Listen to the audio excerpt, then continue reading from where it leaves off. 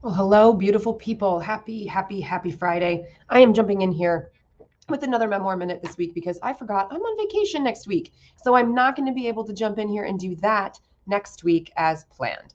So here's today's Memoir Minute where you get a chance to learn one memoir 1 minute at a time. You get to learn memoir 1 minute at a time.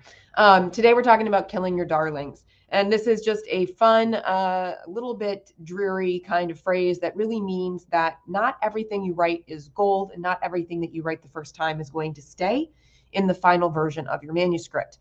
This is where editing and revising and polishing comes in.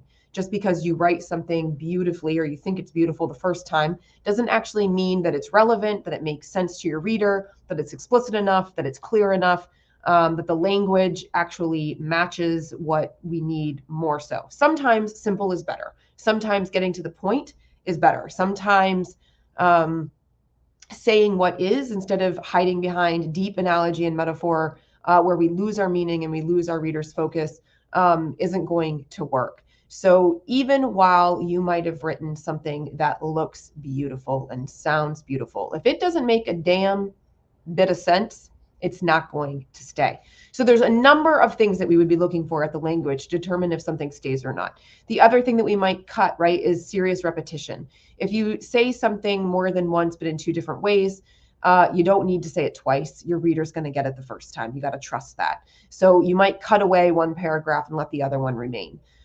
You might have a paragraph in chapter 1 that says one thing and another in chapter 4 that says something similar and another in chapter 10.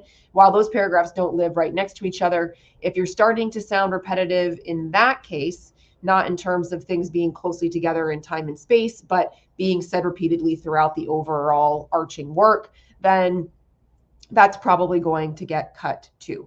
So there's a number of ways to look at the material and determine if it stays or if it goes. But the thing is you have to be prepared as a memoirist to understand that there's going to be a cutting process.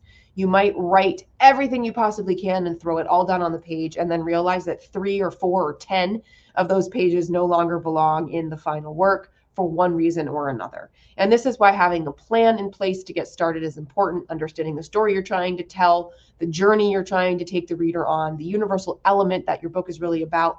All of those things are important to know ahead of time so that when you do go and read that first draft, you understand which material helps achieve those original goals and work towards that strategy and what doesn't serve. So that's a wrap for today's impromptu memoir minute, a little extra one this week since there's not going to be one next week. Remember, I'm Allie. I'm the CEO and founder of The Right Place, Right Time, an international book coach and ghostwriter, and an award-winning author with a niche in memoir. And if you are looking to write the book about your life and finally tell your story, I would love to have a chat. So please get in touch. Book a 20-minute free story stroll with me so we can talk about the story you want to tell, the book you want to write, and what's blocking you from finally getting it done. In the meantime, have a great rest of the week and weekend, and I will be back again early March with some more memoir minutes.